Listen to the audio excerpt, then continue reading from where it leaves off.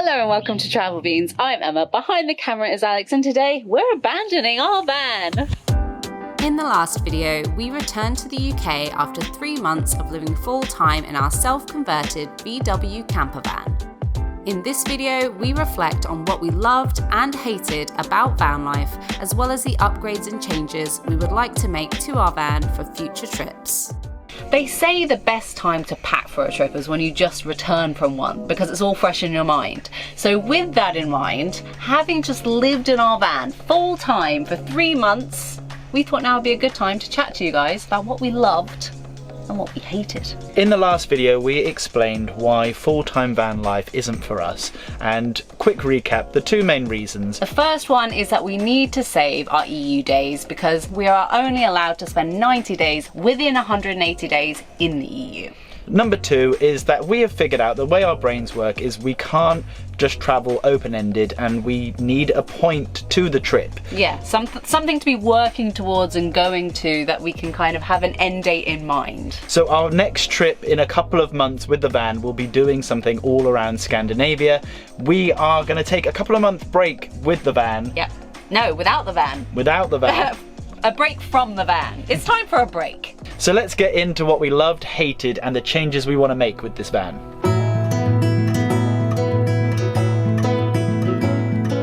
The first thing is access to the front cab, and especially the swivel seat. Yeah. This has opened up so much space. We never felt on top of each other because one could hang out on the bed or on the sofa and the other on this swivel seat. We used it all the time, and it was one of the best additions to the van. With regards to the bed slash sofa, we love it because it is super comfortable, especially as a bed. It's up there with the most comfy sleeps I've ever had. I absolutely love it. Yeah, it's really good. We did well with the memory foam topper on top of the medium foam to make the mattress, but there are a couple of issues.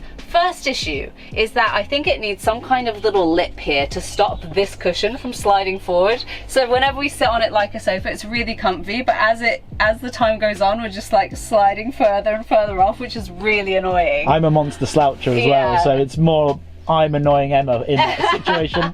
And the other thing is, it's really smooth to move it from seat position to bed position, but the other way around is a pain in the arse. It's definitely just a design issue, and I only need to change like a little thing to make it move a lot smoother, but I'm gonna brainstorm that over the next few months, and when we do come back and make some changes, that is gonna be a big one. The most expensive addition to this van is the fact that we can now stand up together. When we bought this van, it did not have a pop top. It was just a standard van. Putting the pop top in has meant that we can stand up, we can cook standing up. Cooking with the roof down is not so fun, so I'm so glad that's an option. And although our back can thank us, also our eyes can thank us too. We are able to use this as a portable animal hide, which was just such a bonus.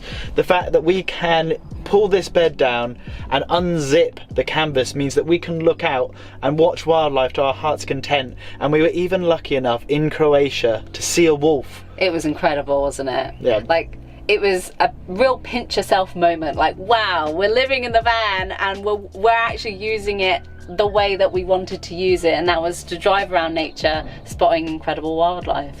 If you're thinking of getting one of these, we couldn't recommend it more. We are glad that we went for this instead of an extended hard top, which would allow us to stand, but we can get under basically any barrier with this, and it's so useful. And it's funny, I'm trying to think, like, all of these things are things we love about the pop top, and I'm trying to think, what do I hate about the pop top? And I can't think of anything. Yeah. Like, in my mind before I got it, I thought it was going to be a right faff, like putting it up and down. It takes like 30 seconds to put it up, and what, like 1 minute to put it down? Yeah. It's really easy, and especially this window at the front lets in loads of light, which we love.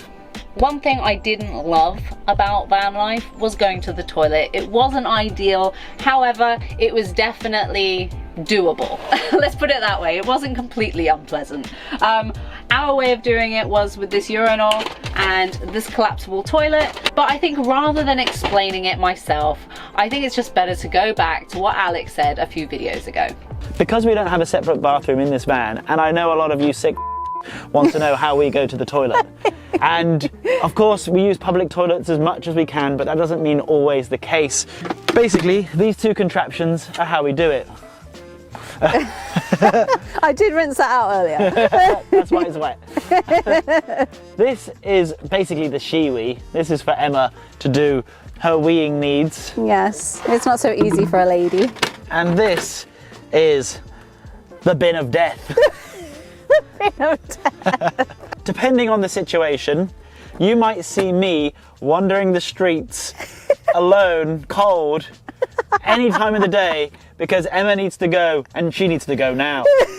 So she locks herself away and that's what happens. But also sometimes you get nice situations like this, where you can just choose, for your best convenience, a nice spot in nature where you can sit down like this. I love how you're demonstrating how to sit on a toilet. Well, like they might not watching know. has done it. You don't know what part of the world that these people watching are from. They could be barbarians.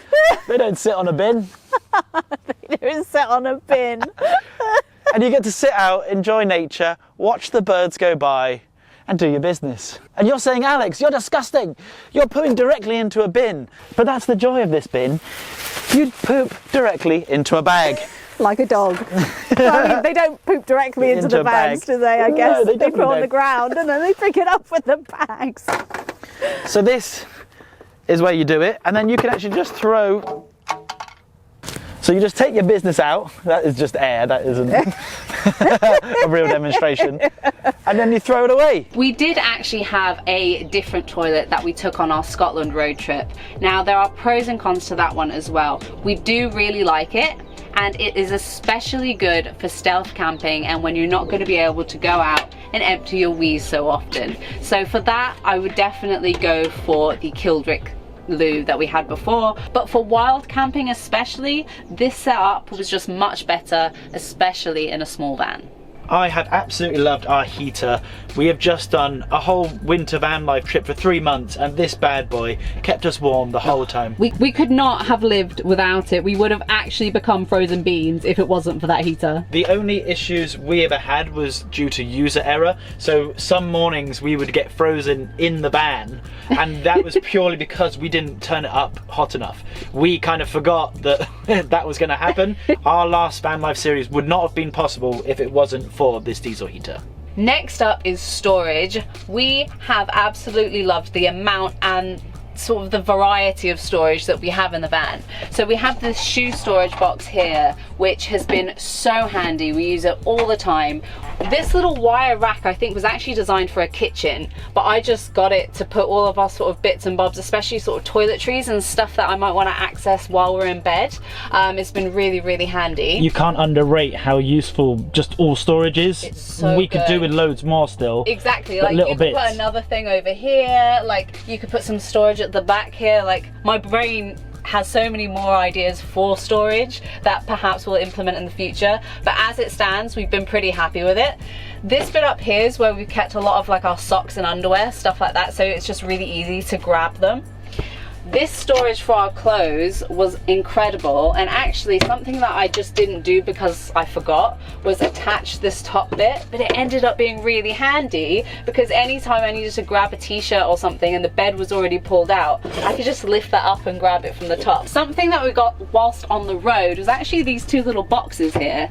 We bought some oranges and we found that like a bag of oranges was a couple of euros, whereas one of these boxes were like 4 or 5 euros, and the boxes have been so handy for food storage because it keeps everything separated and they stack on top of each other really well. I also just want to mention these wires and hooks that we put on things. It's just stopped stuff falling out, so it all comes unhooked like that. I often actually will just put the toilet paper on here to like give it somewhere to be, or the kitchen towels. We have it over here too, so I've just screwed in the hooks into the paneling on the side here, and it keeps our washing up bowl in place.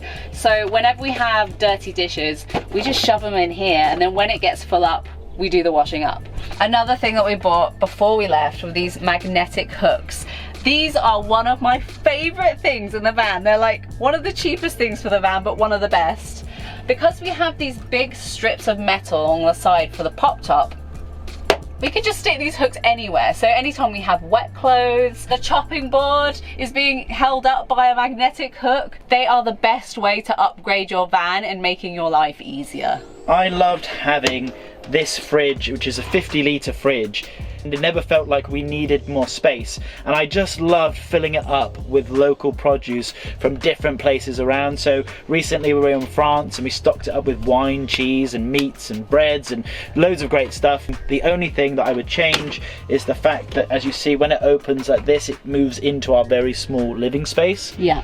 And so in turn, with this, you can actually change the hinges to the other side. So in the future, we would probably do it this way. Something that the clean freak in me loves about this van is that because it's small, it's actually very quick to clean. And there's a couple things that really helped us to keep it clean, and that would be these. So we've got ourselves a really great brush just for sweeping out the van every day because it gets surprisingly messy in here. Secondly, is having a mat. A well worn out Christmas pudding mat. Yeah, you can't really see the Christmas pudding so well anymore, but I'm so glad we got this because especially traveling in the winter, like there's so much mud and snow and rain. I wish we'd had this the whole time.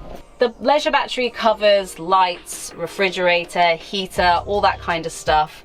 But all of our electronics, as in sort of devices, laptops, cameras, all that kind of stuff, we tend to use our Jackery for that because we can charge this up at campsites using the mains, or we can charge it actually through the alternator through the 12-volt input in the van, which is super handy, especially for like people like us. We're not experts when it comes to like the electric side of making a camper van, so this is just a really great option if you don't want to like delve in to all of the nitty-gritty with electronics too much and you want to keep things relatively simple. This is what I want to show you that I have a love-hate relationship with.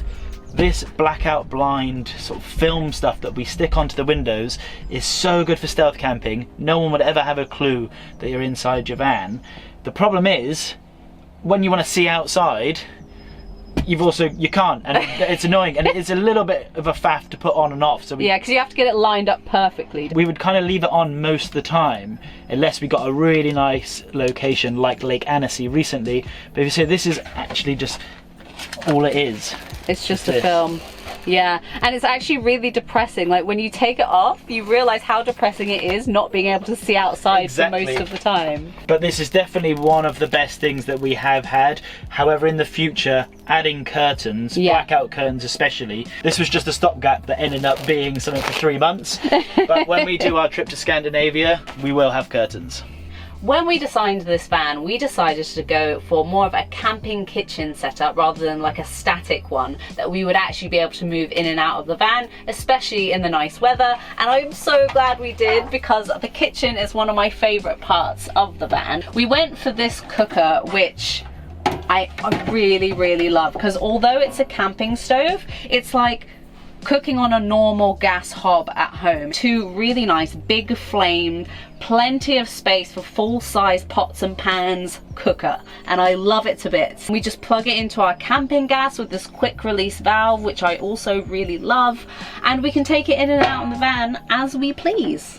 I want to show you one of my favourite features of the van, and although it's not necessarily practical, aesthetically it's very enjoyable for my eyes.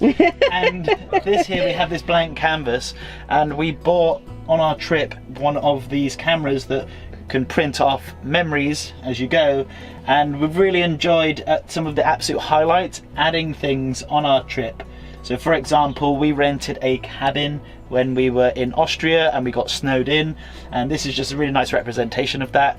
We also had Christmas in the camper van, and again, being able to see these memories that we've made along the way is so nice because this will be full over the years, and we just love it so much. We loved and hated traveling in off season. So the reason we loved it was because everywhere was really quiet. It was really nice. You felt like you could have the place to yourselves. Wild spots were really easy to get to yourself as well. However, one thing thing we didn't like is that not every destination seemed to be set up for off-season camping. This led to a few problems of slowing us down for things like showers, because we don't have a shower in the van. We do have a portable shower which we used in Scotland, which is perfect. We didn't take it with us. But it wasn't going to work for the winter. I think summer van life is going to be a lot easier for us with that in mind. Yeah. But with the winter van life, it really did slow us down. I don't think we will ever be fully happy with the van, because it's human nature that always want to be improving it. So having built it ourselves, Emma built it before the comments tell us. But the joy of the fact that I built it is the fact that I can tweak and change things. So I'm sure our van will continue to evolve over time. We hope you found this video useful. And if you did, give it the classic YouTube thumbs up. And make sure to subscribe, because we are about to head off on a whole new exciting travel series and we cannot wait to bring you guys along. Leave in the comments, what changes do you wish that you'd made for your van? Also, let us know what you love and what you hate about van life. Are you like us? Do you prefer smaller trips, or would you love to live in your van all the time? Nothing left to say, but thanks so much for watching. We'll see you next time, and beans out!